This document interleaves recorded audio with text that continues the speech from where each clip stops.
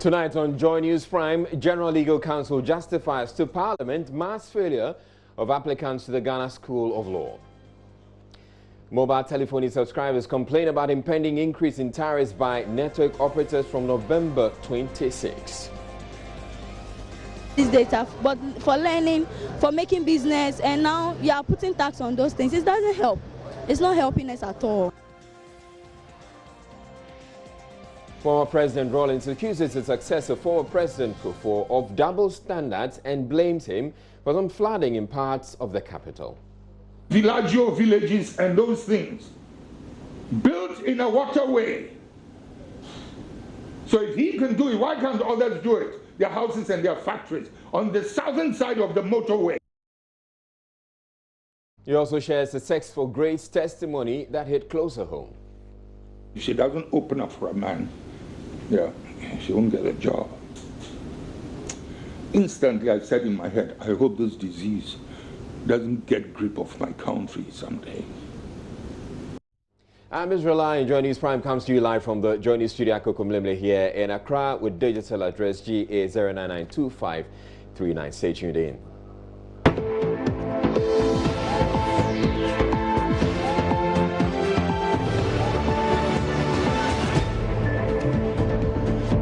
Speaker of Parliament Professor Michael Quay has blocked attempts by MP for Lambushi Edmund Derry to demand specifics of features of dams and the government's One Village, One Dam program. Edmund Derry had asked the minister responsible for special development initiatives, Howard Kumsing, to provide the exact specifications of the construction of the small earth dams. The Speaker argued that the sector minister was called before the House to answer questions on the cost per dam and not to provide details of the features of the dam. Kumsing, who appeared before the House on the invitation of the MP for Garu Albert Alal Zuga, revealed that the cost per dam under government's flagship program, One Village, One Dam, is 250,000 Ghana cedis, and over 300 dams are at various stages of completion. Mr. Speaker, the ministry is constructing small earth dams under the One Village, One Dam initiative. This is ideal for villages and communities in the 5 northern regions.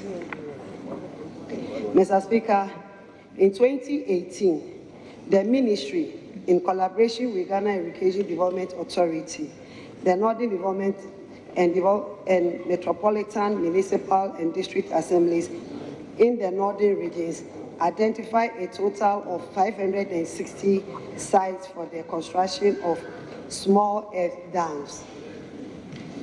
This means that each constituency in the northern parts of the country have been allocated a total of 10 small earth dams. Mr. Speaker, each site with its unique topography has its unique design. This means that the size of the dams are not the same. The cost of the small earth dams is therefore 250,000 on average.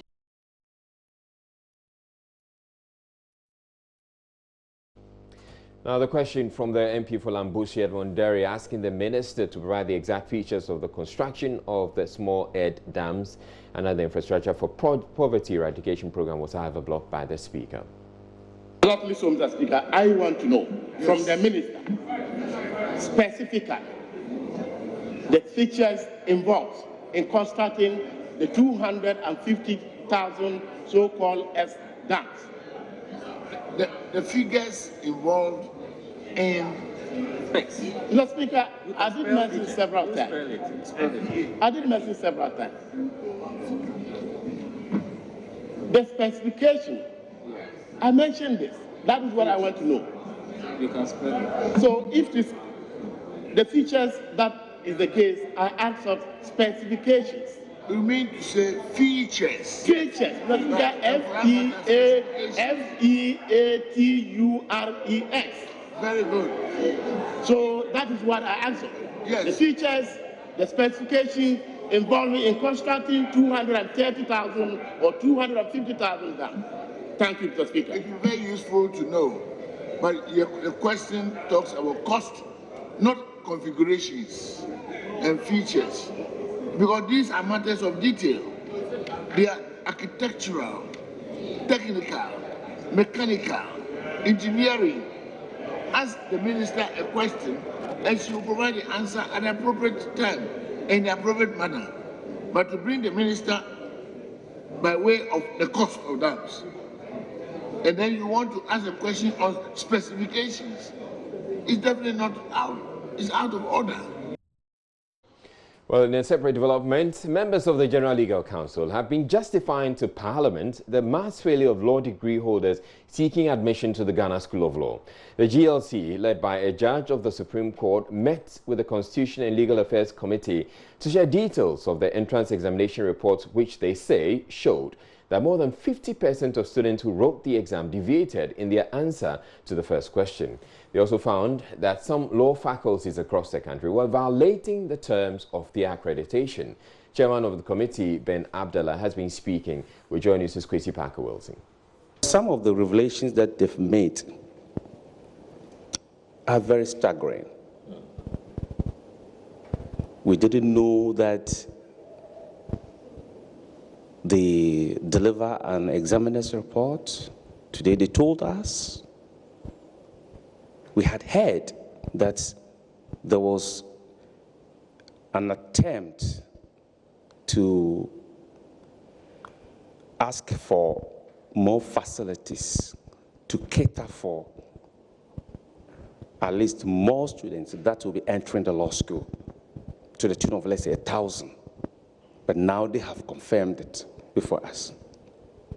One other revelation that they made before us, which is so thunder-striking, is that the first question of the exam was gotten wrong by about 50% of the students. So 50% deviated from the first one? Yeah, they deviated. That is what they told us.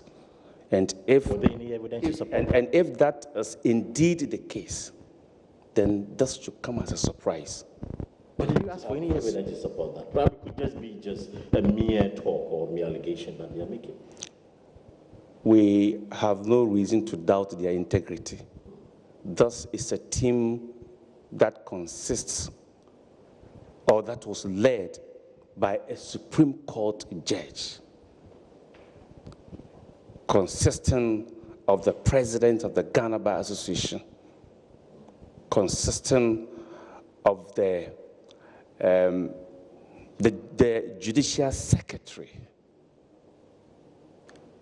Thus, people, caliber of people, couldn't have told us a lie. But we are reporting what they came to tell us. So we have no reason for now to doubt their integrity unless the contrary is proven. Ranking member on the Constitution and Legal Affairs Committee, Nusaf Hussaini, who had been a strong critic of the GLC, says the council appears to have a very convincing case. For the first time, I have come out of this meeting thinking that the General Legal Council is doing many things to address this problem. I'm convinced that they are as concerned as we are, except that they have failed, refused, or neglected to inform the general public of what they are doing. And so everybody is entitled to speculate that things that are happening by design and not by accident. Today they've told us that some students are not just good. It's the students that they learn. I mean, yes. They are learning to pass the exams. They say they're not just good. Today they have told us. They are insisting they are not good? They have told us that this present examination, that more than 60% of the students deviated the first question. Whereas they asked them about the sale of goods, many were answering on sale of contracts.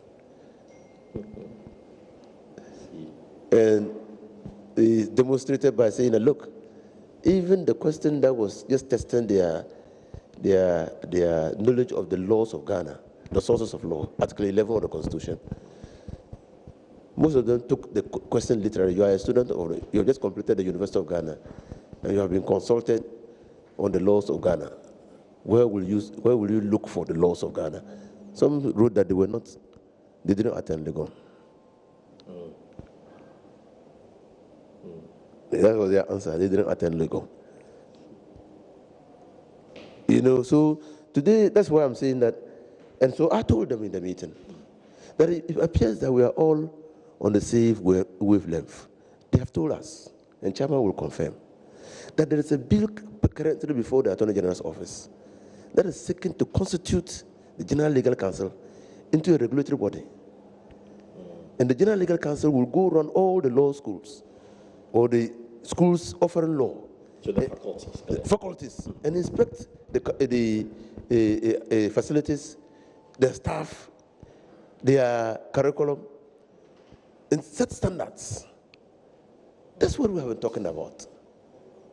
So I'm telling you, today I have come satisfied that something is happening. Former President Jerry John Rawlings has also been speaking about the mass failures at the Ghana School of Law and the grading system in the country's universities. He was speaking with the executives of the Ghana Journalists Association when they called on him. He cited the case of her daughter. His daughter, he says, was asked for sex for grades. 93% failure. And you think you can get away with blaming the students? You don't blame the establishment, the institution?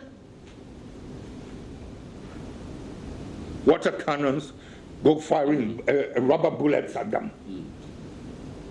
Are they? Yeah, I want to say, I'm fire dream in your year.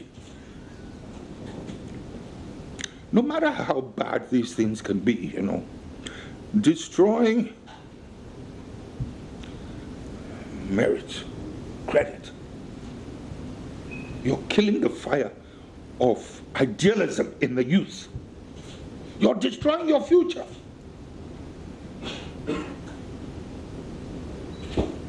So I said, with your qualifications, with your looks, should you have a problem? This was while I was in office. Should you have a problem? She said, if she doesn't open up for a man, yeah, she won't get a job. Instantly, I said in my head, I hope this disease doesn't get grip of my country someday. Before we could say Jack, you know, by 2004 or something, this nonsense was on the ground. Former President Rawlings is blaming his successor John Kufuor for having a hand in some of the flooding that occurs in parts of Accra. Addressing executives of the Ghana Journalists Association when they paid a courtesy call on him Thursday, the former president said one of Accra's most iconic luxury apartments was built on a waterway under the watch of his successor. He also had issues with a hotel acquired by his son, describing such conduct as an impunity which became the legacy of the former President Kufuor. Do you want to know the Kufuor one? Those villaggio villages and those things built in a waterway.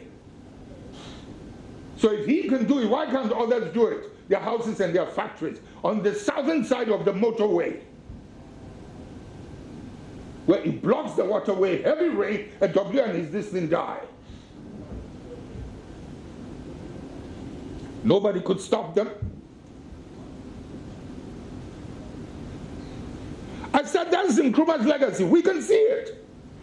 Kufuor, that's your legacy. You said you would take over this hotel because it's looking down into your house. You convert it to a library or clinic. You maintain it as a hotel.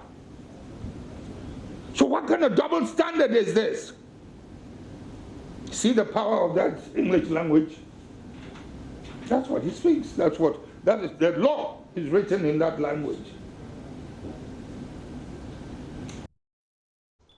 The controversy over the University of Ghana Medical Center, which left it largely unused for nearly 2 years after it was inaugurated, should finally be put to rest with the commencement of work on its expansion. The Akufo-Addo-led administration came in for criticism for not putting the facility to use upon assumption of power. It, however, argued the project was not completed at the time. At the induction ceremony of some 270 newly employed staff on Thursday, the chief executive, Dr. Darius Osei, said the facility has been attending to patients, even though he maintained they do not treat walk-in clients. He explained the project will equip the hospital, scale up operations so it can undertake cardiovascular and open heart surgery as well as neurosurgery, and is expected to be completed in 2021. I said that after my 270 patients, these are the services that we expect. I told you general medicine, general surgery, right? Obstetric gynecology. I talked about pediatrics, right? And I talked about cardiology, emergency medicine, imaging and radiology, urology, medical laboratory and pharmacy for now. And then as we scale up, the phase 2 is coming up with pediatric surgery, renal medicine, what do you call it, and others. So definitely, and these are areas where it's only a specialist who can render these kind of services. So if the place is not ready, and then you don't even have the specialist, then you don't please the public by just wanting to see patients. You will wait, because anybody who comes in here expects that he will enter here and have the required treatment for which he or she has been referred to get. So we are being very careful, and we are not being carried away by, even though the public wishes that we are in full operation, let us also take our time and make sure that we don't mess up people's lives, because the job we do has all to do with life and death. And so I want to please the public by the number of patients we see. So, hey, GP, go and then do a cardiologist's job, because then I can count numbers. Have you officially, secured funding to complete the second phase of the project? I said it. That funding is not secured by me. It's the Ministry of Health. And then if you read phase 2 was approved by Parliament, the value for money audit completed in May, and July they signed the contract. So the contractor is on site. If you enter now, you see that some works are going on in there, and it's supposed to be completed by December 2021. You're watching Joy News when we're taking a break, but still ahead, mobile phone subscribers complain about impending increase in tariffs by network operators from November 26. Are using this data but for learning, for making business, and now you are putting tax on those things. It doesn't help. It's not helping us at all.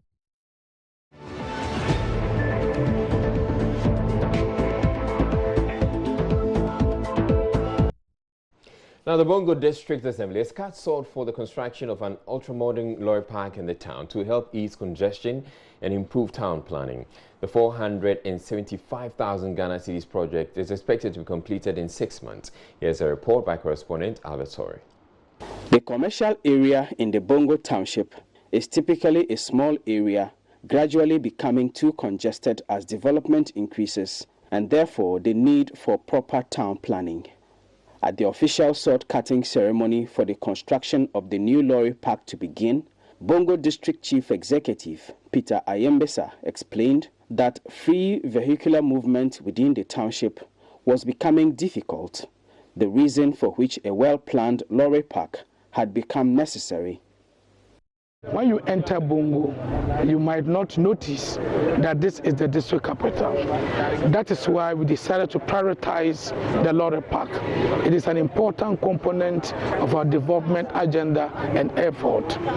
So we want to encourage, particularly people who have sheds and houses within this area, to, as a matter of urgency, get themselves out of this place so the construction's work can begin in earnest. The Bongo District Assembly is financing the project from the District Development Facility.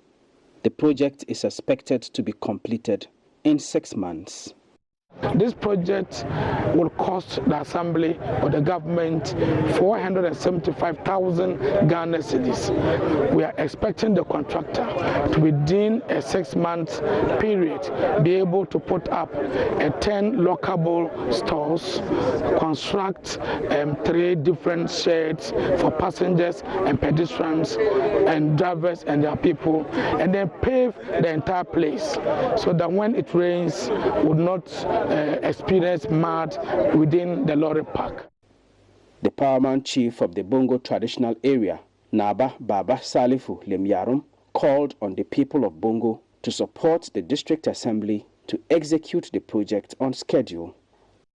It has not been easy because we have churches around belonging to people, and it took almost about a year to talk to the occupants, and I think they've all understood to relocate, to pave way for this lorry station to be constructed. Assembly has agreed to find them something to be able to look for a place somewhere to build. Secretary for the Bongo branch of the Ghana Private Roads Transport Union, GPRTU, Dennis Ayambila, said the new lorry park will help improve on their trade. Now, Use the Footbridges. Member of Parliament for Medina constituency Abubakar Sadiq Boniface is urging residents of Adenta, especially members of the Fix Our Footbridges campaign and the media, to create awareness about the use of the walkways constructed after massive protests by residents last November. At La Nkwantanang Medina Municipal Assembly Meet the Prayers, the MP said government expended 6 million Ghana cedis on each of the 6 footbridges.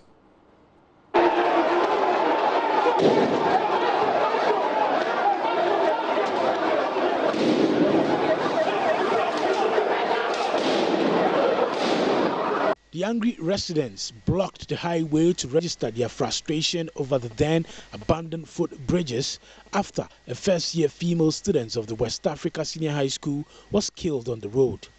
The Member of Parliament says the now completed footbridges have become white elephants. He's convinced the situation is largely attitudinal. People were saying, fix our bridges, we are killing our people.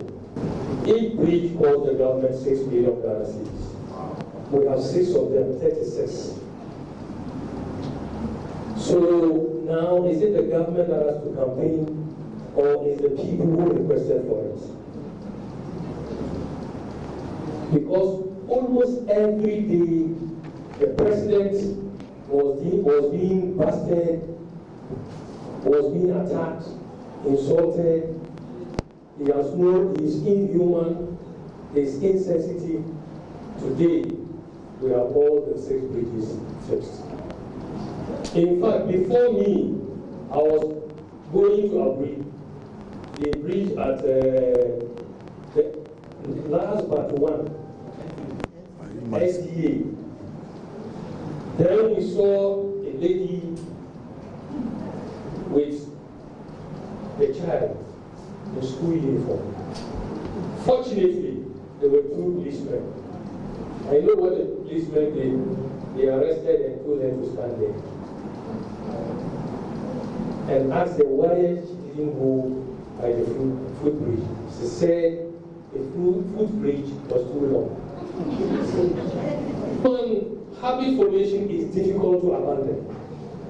Once you form that attitude, it takes time to change you.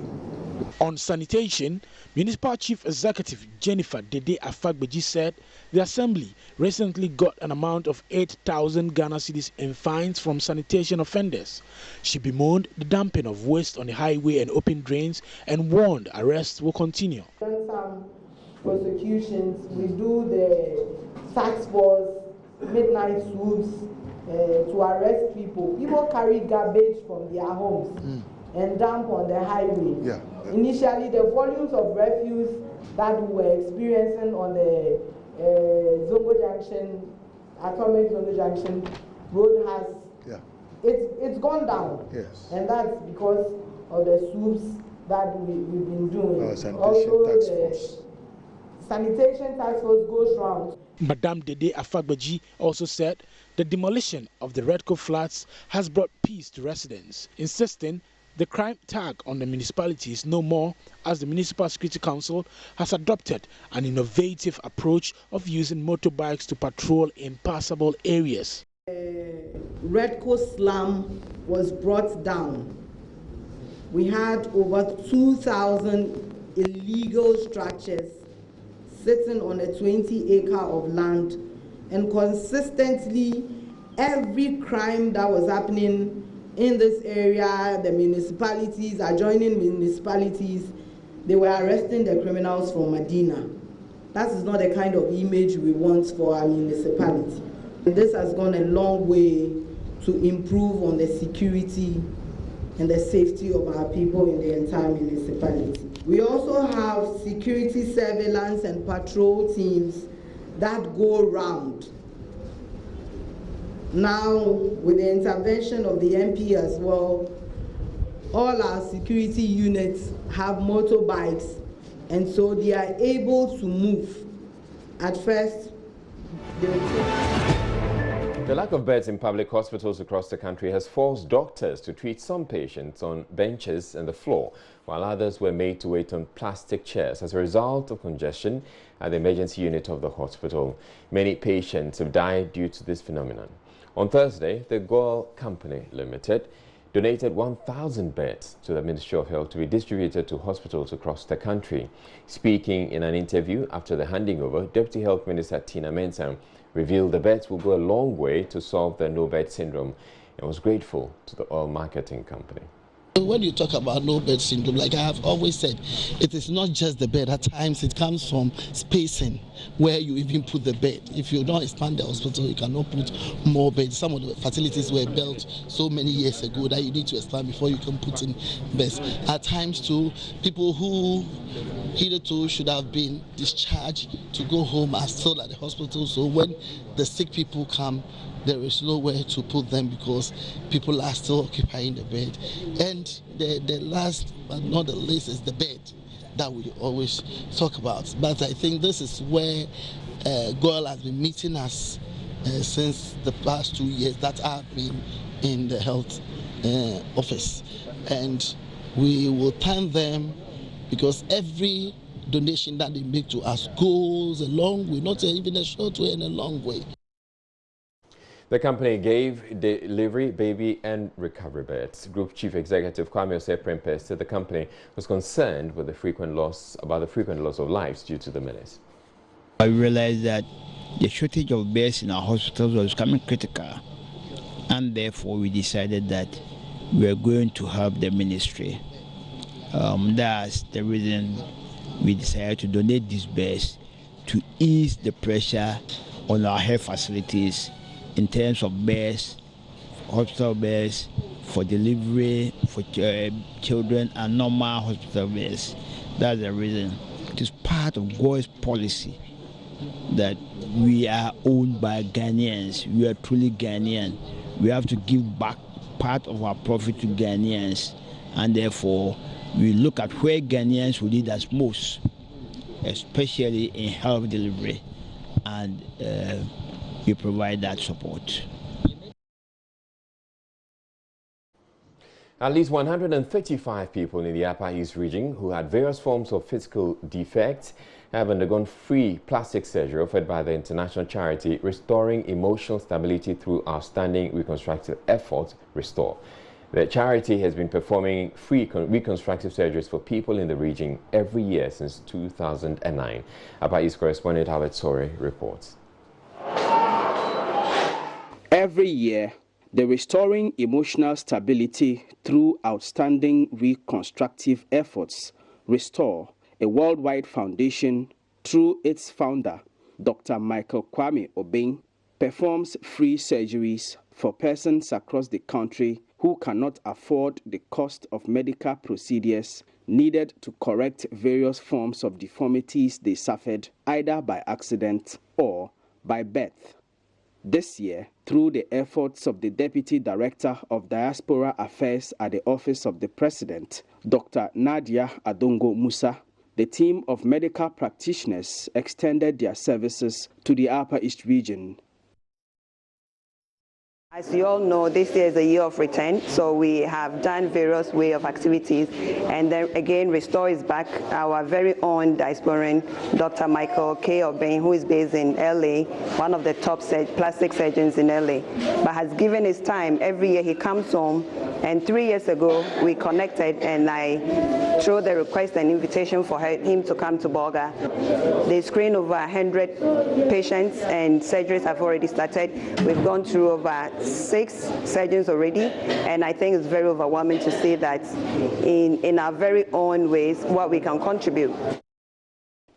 Persons with various defects in the eyes, ears, nose, breast, and other parts of the body were operated upon by surgeons working with the foundation.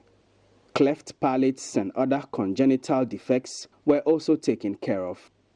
Dr. Pa Eko Hoyt Williams is team leader for Restore. You know, there's no plastic surgeon in the Upper East region, and so they don't have plastic surgical equipment. I mean, we are compromising in terms of struggling with the instruments we use. Fortunately, we brought some instruments as well, but we have a lot of surgeons here, as you have seen.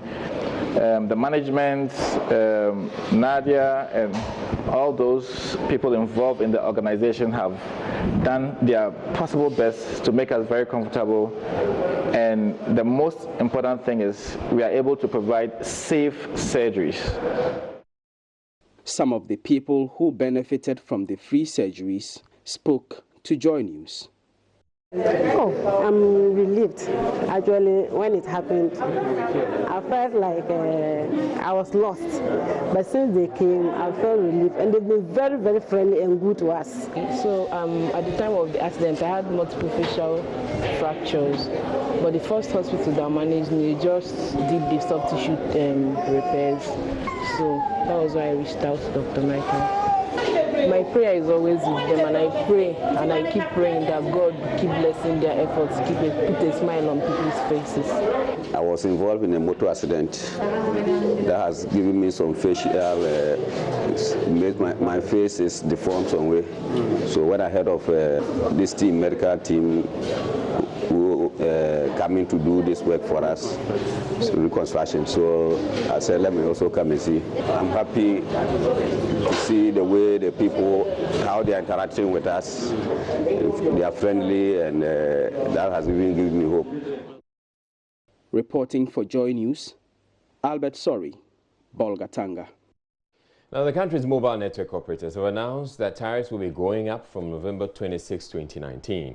The adjustment, the operators say, has become necessary following the increase in the communication service tax from 6% to 9%, and is the outcome of discussions with the Ministry of Communications. Chief Executive Officer of the Ghana Chamber of Telecommunications, Ken Ashigbe, tells Joy News subscribers can expect a tariff increase of about 7%. The subscribers Joy News have been speaking with are, however, not excited. It was also clear the announcement of the impending increase is yet to reach them.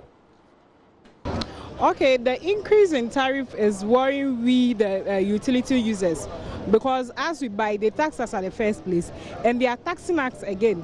So meaning they are taxing us twice.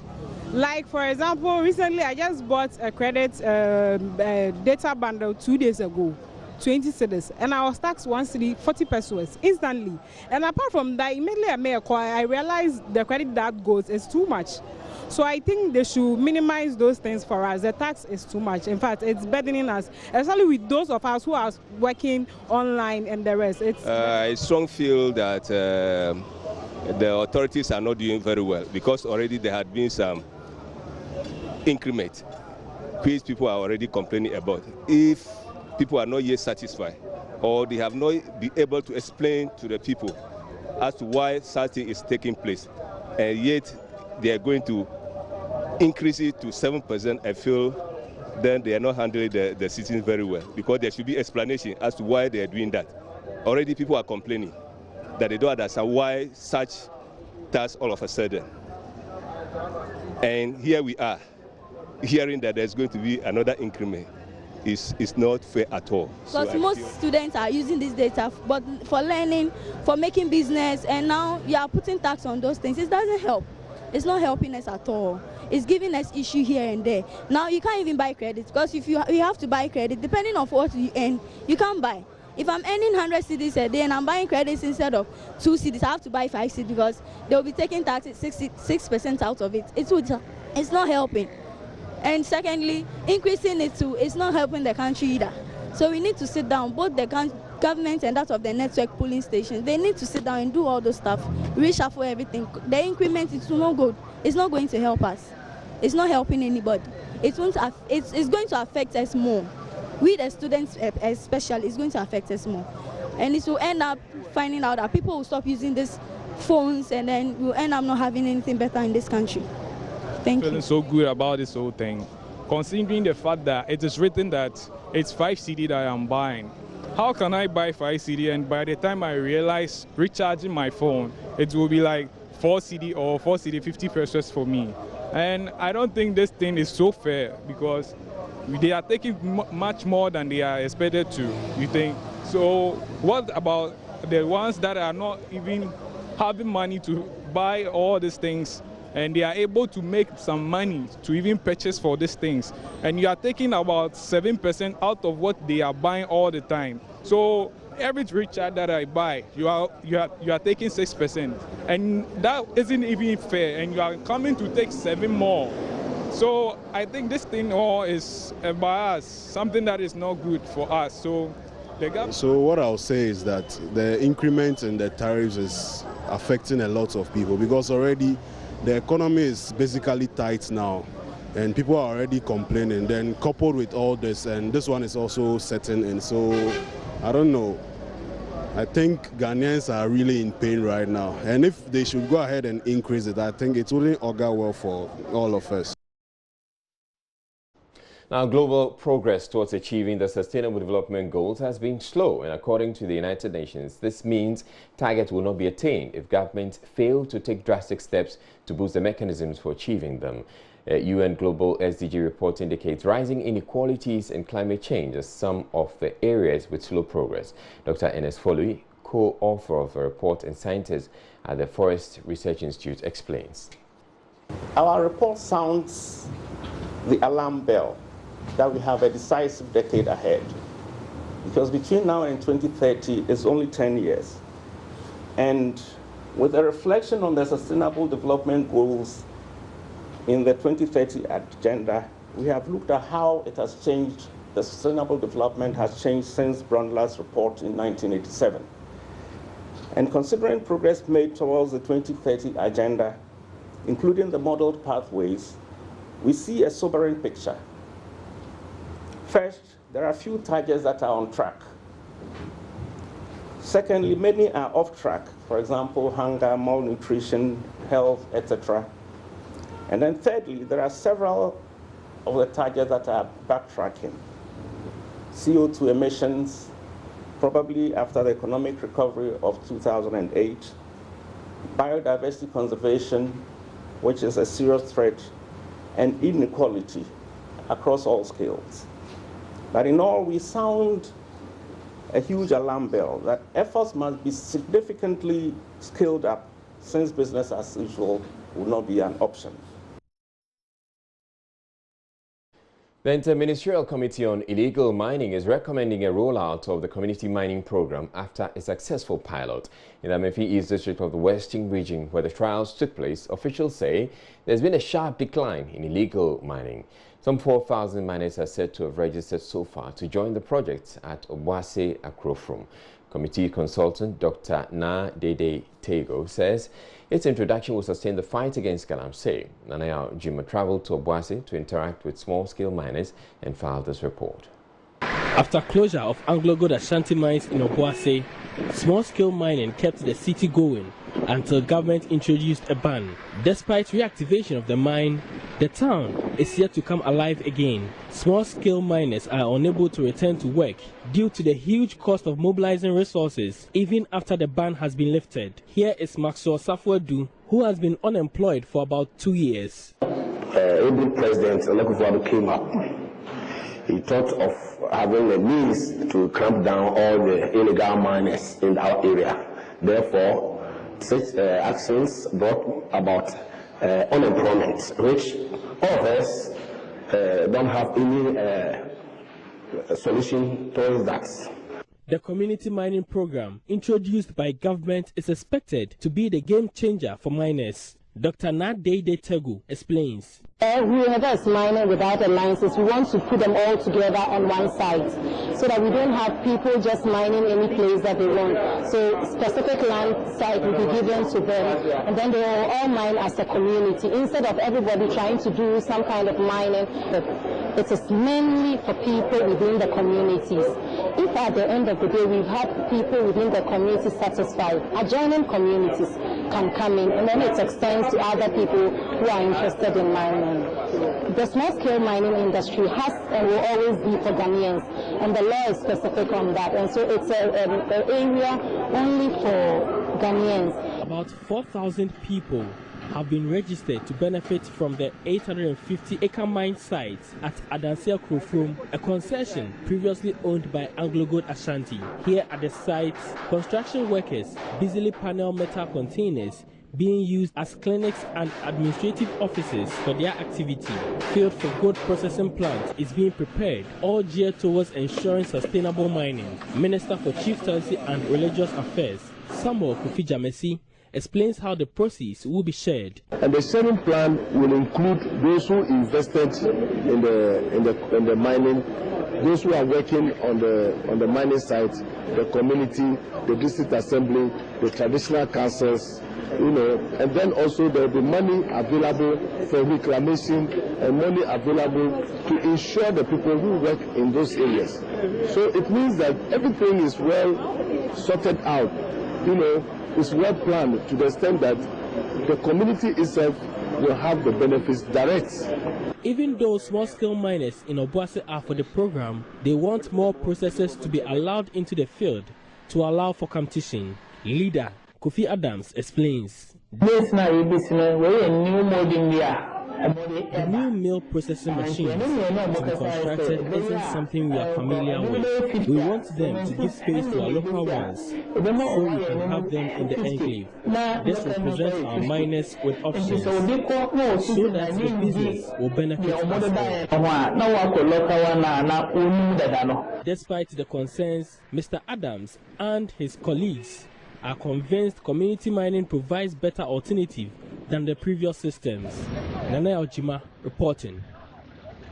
Former Member of Parliament for Ejura-Sekyere Dumasi constituency, Mohammed Isifu Pangabu, has lauded the fertilizer subsidy component in government Planting for Food and Jobs program. He says the initiative has improved the yield of local farmers and increased their incomes. Though the Agriculture Minister has indicated government intends to end the fertilizer program, he says the subsidies must rather be increased. There's more in this report by Anasabit. The Ejura-Sekyere Dumasi district is one of 27 districts in the Ashanti region. The district, which is the leading producer of maize in the Ashanti region, is considered to be one of the best maize production centers in the country. With the introduction of the Planting for Food and Jobs program, coupled with government's fertilizer subsidy, maize production has increased over the years, leading to the improved standards of living of most farmers. Ayuba Jibrila tells me how the Planting for Food and Jobs has contributed in changing the lives of local farmers. In fact, we are making a lot of money. It has increased my yield because with the hybrid, which is the sweeter seed, 1 acre, I used to get 35 maxi bag, which is 150 kilo. But when I was using the local seed, 1 acre, sometimes I get 4 bags. So I've seen a lot of improvement in my farming. Former Member of Parliament and member of the opposition National Democratic Congress, Honorable Mohammed Isifu Pangabu, who is now a full-time farmer, indicated that the policy has increased the number of farmers within the area. Planting for Food and Jobs, and the government reducing the fertilizer price. It has made many people come to farming. Many people have now come to see that farming is now a business. It's not the parliament people you see. So we have now more farmers in the system. So the only way you can stay in business is to increase your per year acre. If you can't increase your per year acre, you have to drop out of farming. For most of these youth who are now into farming, an agro-input distribution group, Integrity Commodities, which is giving out farm inputs on credit to farmers, is the motivating factor to this youth group. The group, as part of its corporate social responsibility, has renovated the district's agric department to enhance efficiency of staff. Mr. Gideon Quay is the managing director of Integrity Commodities. What we are trying to do is to increase smallholders, farmers' productivity by increasing yields. That's why we introduced the hybrid seed to them. We also realize that most of the farmers cannot afford the hybrid seed, so we give it to them on credit. Municipal Chief Executive of the area, Mr. Mohammed Salisu Bamba, tells me how the people of Adra are embracing the Planting for Food and Jobs subsidized fertilizers. I can say Planting for Food and Jobs is actually the messiah that Idris Tumasi has seen in the past years. He's, however, worried at the fact that some Planting for Food and Jobs fertilizer dealers are selling the government subsidized fertilizers at a higher price due to its shortage. We are warning, if we should get hold of anybody selling the Planting for Food and Jobs fertilizer higher than the normal price, is something that the law will deal with the person. From Idra, here in the Ashanti region, my name is Anas Sabit for Joy News. A bounty has been placed on the killers of 2 residents of Ijai Hills in the Western Region capital, Takoradi. The victims, Mark Ya Ofori, a treasurer for the MPP Takoradi constituency, and one Mr. Ofori, a 70-year-old security man. Western Region Commander of the Ghana Police Service, DCOP Vincent Redeemer Dejo, has been addressing the media on the latest developments. What actually happened was at Mark's end, that is the MPP treasurer's end, the assailant pushed that window, the slide window, he pushed it. Use a jack to jack the burglar proof to get access to the. But it looks like when he got into the room where Mark was, he got into Mark's bedroom. So Mark actually struggled with him. If you enter the room, you will see that there was a struggle. According to the brother, the one who we went to meet at the hospital, he shot. We identified 4 places of bullet wounds on Mark. So what actually happened was that he shot Mark on the head, from the forehead, on the chest, and on the 2 sides of his ribs. So he gave him 4. And unfortunately for the thief, we learned he took only a laptop. And with that one, we are yet to actually ascertain.